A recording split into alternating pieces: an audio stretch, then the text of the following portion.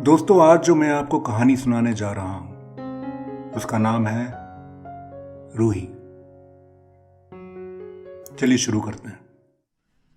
पिछले 3 सालों से अभिनव बेंगलोर के एक आईटी फर्म में सीनियर डाटा एनालिस्ट के तौर पर काम कर रहा था। उम्र 36 की हो चुकी थी और रिलेशनशिप स्टेटस अभी भी कुछ तय नहीं था। कभी इन रिलेशनशिप तो कभी सिंगल, तो कभी इट्स कॉम्प्लिकेटेड, तो कभी कुछ भी नहीं। और ये रिलेशनशिप स्टेटस का उतार चढ़ाव अभिनव की जिंदगी में पिछले 9 सालों से चल रहा था।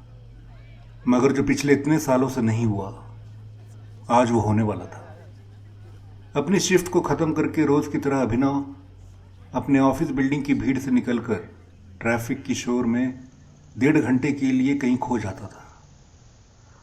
जहां हर दूसरा इंसान ट्रैफिक में एक दूसरे को गाली देता, चिढ़ता और खुद को और दूसरे को कोसता, वहीं अभिनव शांत मन से अपनी गाड़ी में बैठकर खुद को उसी भीड़ और शोर में खो जाने देता। जब थक हार कर अभिनव अपने घर पहुंचता तो एक 2200 स्क्वायर फीट का एक नया फ्लैट उसकी राह देख रहा होता था। रात का खाना काम वाली बाई ने रोज की तरह बनाकर डाइनिंग टेबल पर रख दिया था। कपड़े भी निकाल कर उसके बेड पर रोजाना की तरह आज भी रखे हुए थे। घर साफ था, किसी चीज की कमी नहीं थी।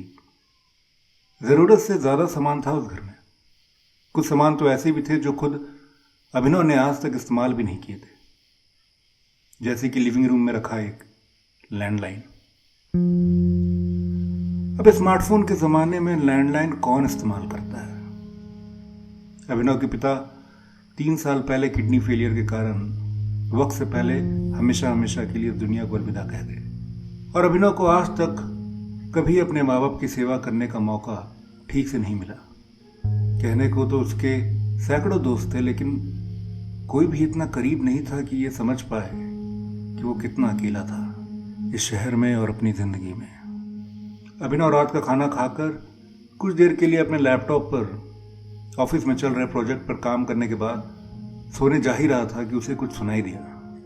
यह आवाज बिल्कुल नहीं थी उसके लिए, और इससे पहले उसने यह आवाज कभी नहीं सुनी थी।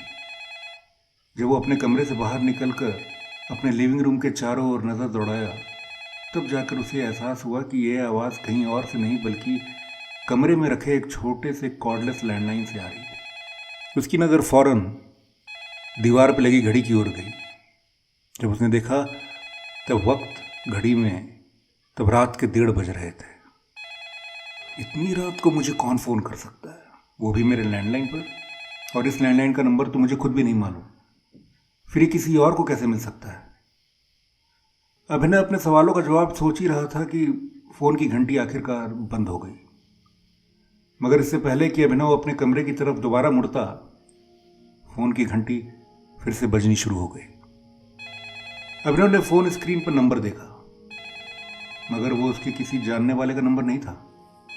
होता भी तो कौन सा वो पहचान जाता। उसे अपने फोन नंबर के अलावा किसी और दूसरे का नंबर याद नहीं था। उसने फौरन अपने मोबाइल पर वो लैंडलाइन पर फ्लैश हुए नंबर को टाइप करके देखा, मगर वो मेहनत भी बेकार गई। उसके फोन पर ऐसा कोई भी नंबर रजिस्टर्ड नहीं था। फोन की घंटी एक बार फिर बंद हो गई, मगर जब आखिरी बार फिर से फोन की घंटी बजी, अभिनव ने एक ही रिंग पर फोन को उठा लिया। कौन है? कौन है जो इतनी रात में पागलों की तरह मुझे फोन कर रहा है? अभिनव ने गुस्से भरे अंदाज में कहा। दूसरी तरफ से कोई आवाज नहीं आ रही थी, मगर कॉल अभी भी चालू था और यह अभिनव के फोन के स्क्रीन पर दिख रहा था। अगर बात ही नहीं करनी होती है तो यूं बार बार फोन करके किसी दूसरे को परेशान क्यों करते हो? एक पुलिस कंप्लेंट भी अगर मैंने कर दी ना तो सारी मस्ती 2 मिनट में बाहर आ जाएगी, अभिनव ने चिढ़ते हुए कहा। मगर दूसरी तरफ से अभी भी कोई आवाज नहीं आ रही थी। फोन अभी भी चालू था। कोई इंतजार कर रहा था कुछ बोलने का। अभिनव फोन रखने ही वाला था कि दूसरी तरफ से एक आवाज आई। अभिनव, मैं बोल रही हूं, रूही। रूही नाम सुनकर अभिनव के रोंगटे खड़े हो गए। ऐसा लगा जैसे उसकी सारी जिंदगी सिमट कर एक ही पल में उसके सामने आ गई। वो नाम जिससे वो 9 सालों तक भाग रहा था, वो खुद अभिनव के सामने आकर खड़ी हो गई।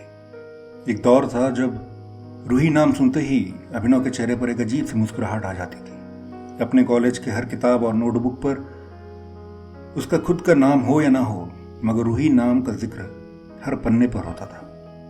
अभिनव के लिए रूही बस एक नाम नहीं थी, बल्कि उसकी सारी जिंदगी थी। वो अफसाना जो कॉलेज के कैंटीन से शुरू होकर अगले 9 सालों तक बरकरार रहा। और 9 सालों में अनगिनत लम्हे थे जो अभिनव और रूही के प्यार को बुलंदी तक लेकर गए थे। अभिनव अभी भी फोन अपने हाथों में लेकर 9 साल पीछे चला गया था। उसे समझ नहीं आ रहा था कि रूही आखिर उसे क्यों फोन कर रही है। क्या हुआ अभिनव, क्या सोच रहे हो? यही ना कि मैंने तुम्हें कैसे ढूंढ लिया और क्यों फोन कर रही हूं? हाँ, दबे आवाज में अभिनव ने जवाब दिया और सोफे पर टेक लगाकर बैठ गया। कुछ बात करनी थी तुमसे, क्या अभी बात कर पाओगे? रूही ने बड़ी मासूमियत भरी आवाज में पूछा। अभिनव ने फिर से दीवार पर लगी घड़ी की ओर देखा तो वक्त अभी भी 1:30 ही हो रहा था। तुम ठीक तो हो? इतनी रात को फोन कर रही हो, सब खैरियत? कई दिनों से सोच रही थी कि मैं तुम्हें फोन करूं, मगर हिम्मत नहीं हो रही थी। आज जैसे तैसे हिम्मत जुटाकर तुम्हें फोन कर रही हूं। मालूम नहीं कि दोबारा कभी ये हिम्मत खुद में ला पाऊंगी या नहीं। रूही ने एक ही सांस में अपनी सारी बात बोल दी। कुछ पल सोचने के बाद अभिनव ने जवाब दिया, ऐसा क्या हो गया तुम्हें जो रात के 1:30 बजे मुझे फोन करना पड़ रहा है? और तुम्हारे हस्बैंड, वो कहाँ हैं? क्या उसे पता है कि तुम मुझे फोन कर रही हो? तुम्हारी पुरानी आदत गई नहीं अभी तक? पहले भी तुम इसी तरह एक ही बार में कई सवाल पूछते थे। मुझे हैरानी है कि तुम्हें आज भी याद है मेरी पुरानी आदतें। अभिनव ने तंस मारते हुए रूही को कहा, मार लो जितना भी ताना मारना है, जितना भी गुस्सा करना है सारा निकाल दो। जो कुछ भी दबा कर रखा है सीने में वह सब कुछ कह डालो। मैं कुछ नहीं बोलूंगी तुम्हें। मुझे मालूम है मैंने तुम्हारी जिंदगी के साथ खिलवाड़ किया है और तुम्हें हक है मुझे कोसने का। काश मैं तुम्हें कोस पाता, काश मैं तुम पर चीख कर अपना सारा गुस्सा निकाल पाता, काश। लेकिन मैं ये चाहकर भी नहीं कर पाऊंगा रूही। जाने कौन सी आदत डलवा दी थी तुमने मुझे तुम्हारे साथ की, जो तुम्हारे ना होने पर भी लगता है कि तुम यहीं कहीं आसपास हो। सोचा था जब कभी तुमसे बात हुई तो जी भर कर डांटूंगा तुम्हें और कोसूंगा भी, मगर देखो ना, अब जब तुम सामने से खुद फोन कर रही हो फिर भी मैं तुम्हें कुछ नहीं बोल पा रहा। अभिनव की ये बातें सुनकर रूही की आंखों में आंसू का एक कतरा भर आया। वो आंसू जो गिरना तो चाह रहा था, मगर किसी तरह उन पलकों को पकड़कर वहीं बैठा हुआ था। उन्हीं पलकों पर जहां किसी जमाने में ना जाने कितने दर्जन सपने अपना घर बनाकर रहते थे, मगर अब उन सपनों की जगह आंसुओं ने ले ली थी। पिछले 9 सालों में ऐसा एक भी दिन नहीं बीता था जब अभिनव ने रूही के बारे में ना सोचा हो। कई बार उसकी उंगलियां रूही को फोन करते करते रुक गई, मगर वो कुछ और सोच या कह पाता। एक नाम उसके जहन में उतर जाता था हर बार, विक्रम, जो रूही का पति था। विक्रम कैसा है? अभिनव ने पूछा। वो ठीक है, रूही ने हिचकिचाते हुए कहा। अब बताओ भी, तुम्हें ये नंबर कहाँ से मिला और इतनी रात गए तुम मुझे फोन क्यों कर रही हो? रूही फिर से कुछ पल के लिए खामोश रही। उसने कुछ नहीं बोला। अभिनव अभी भी उसके जवाब का इंतजार कर रहा था। एक अजीब सी बेचैनी थी अभिनव के मन में। उसे मालूम था कि कुछ बात तो जरूर है जो रूही उससे छिपा रही है, वरना अचानक से 9 साल बाद रात को 1:30 बजे रूही यूं ही फोन नहीं करती कभी उसे। अभिनव अपने सवालों का जवाब ढूंढ ही रहा था कि रूही ने अपनी चुप्पी तोड़ी और कहा, 9 साल पहले मैं बिना बताए अचानक से किसी और से शादी कर लेती हूँ, और इस बात के लिए मुझे माफ़ी तो नहीं मिलनी चाहिए, मगर हाँ, अगर तुम कोई सज़ा देना चाहते हो तो मुझे मंजूर है। मुझे तुम्हारी हर दी हुई सज़ा कबूल है। मेरे एक फैसले ने तुम्हारी सारी जिंदगी उथल पुथल कर दी है ना? जानती हूँ, समझती हूँ, कितना कुछ सोचा था तुमने, यहाँ तक कि घर के पर्दे भी किस रंग के होंगे ये भी तुमने सोच लिया था। कौन सी दीवार पर हमारी कौन सी तस्वीर होगी, सोफा कौन से रंग का होगा, पूजा घर कैसा होगा, मार्बल का या वुडन।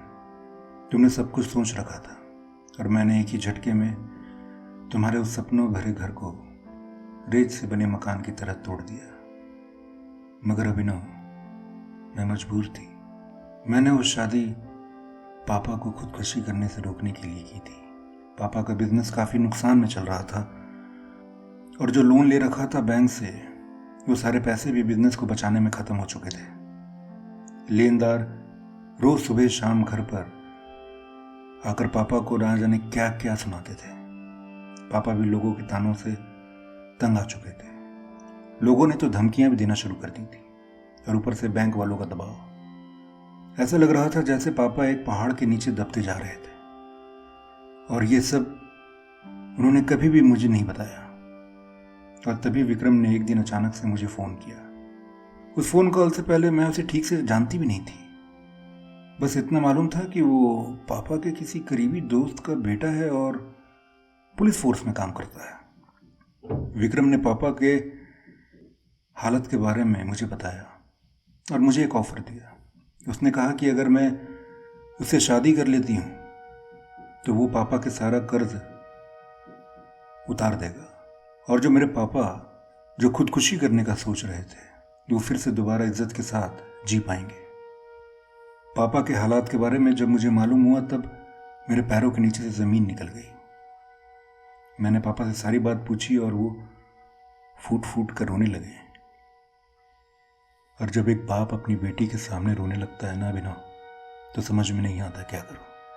उस वक्त वो बेटी कुछ भी कर सकती है अपने पापा को खुश करने के लिए, उन आंसुओं को मिटाने के लिए।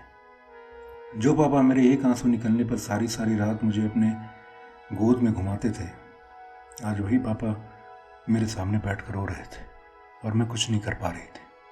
मैं पापा की वो हालत देख नहीं पा रही थी अभिनव। इसलिए मैंने फौरन शादी के लिए हाँ कर दी और 3 दिन बाद हमने कोर्ट मैरिज कर ली।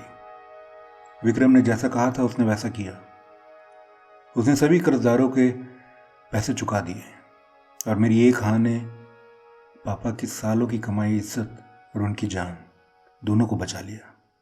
अचानक शादी हो जाने के बाद मैं तुमसे नजरें नहीं मिला सकती थी, ना ही इतनी हिम्मत थी कि मैं तुमसे कुछ कह पाती। इसलिए मैं तुम्हारी जिंदगी से चुपचाप दूर हो गई।